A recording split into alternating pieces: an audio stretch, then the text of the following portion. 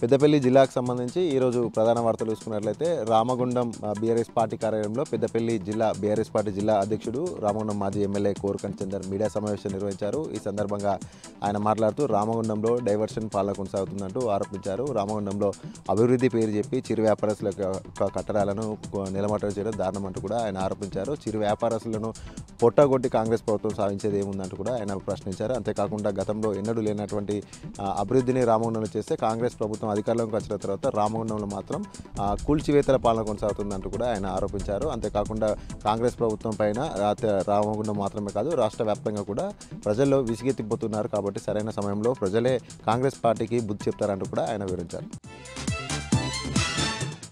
మరొక వార్త చూసుకున్నట్లయితే సింగరేణి పరిధి రామగుండం రీజియన్ 1 పరిధి OCP 5 ద్వారా బ్లాస్టింగ్ అలాగే దుమ్ము ధూళి కారణంగా తాము అనేక ఇబ్బందులు పడుతున్నామంటూ కూడా OCP 5 ప్రభావిత ప్రాంత ఫైన్క్లైన్ విఠల్ నగర్, తిలక్ నగర్, రమేష్ నగర్ అలాగే కృష్ణానగర్ సంబంధించినటువంటి కాలనీ వాసులంతా కూడా OCP 5 గేటు ముందు బైఠాయించి ఆందోళన చేపట్టారు. ఈ సందర్భంగా బాధితులు మాట్లాడుతూ NTPC సింగరేణి సంస్థ ప్రజాభిప్రాయ సేకరణలో ఇచ్చినటువంటి హామీలను నెరవేర్చకపోగా పెద్ద శబ్దాలతో భారీ శబ్దాలతో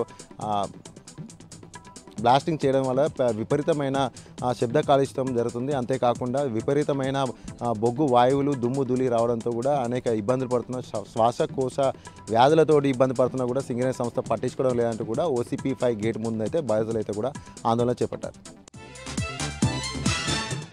అలాగే మరొక ప్రధాన వార్త చూసుకున్నట్లయితే రామగుండం NTPC మిలేనియం హాల్లో NTPC ప్లాంట్ యొక్క CGM chief general manager Chandan Kumar Samant media సమావేశం నిర్వహించారు. ఈ సందర్భంగా ఆయన మాట్లాడుతూ రామగుండం NTPC సంస్థ దేశంలోనే అత్యధికంగా విద్యుత్ ఉత్పత్తి సాధిస్తున్నటువంటి సంస్థగా నిలవడం గర్వకారణంగా ఉందంటూ కూడా ఆయన మీడియా ముఖంగా వివరించారు.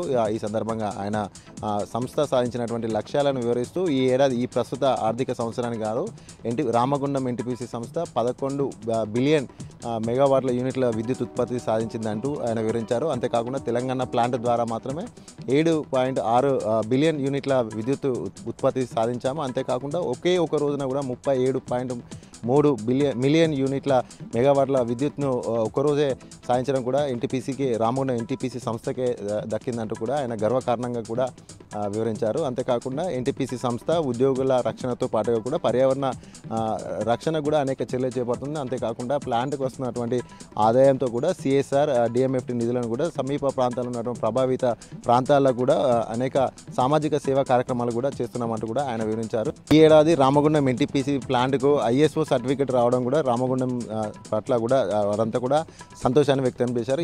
ఈ అభివృద్ధికి సహకరించినటువంటి ప్రతి ఒక్క సిబ్బందికి అందరికీ కూడా ఆయన కృతజ్ఞతలు.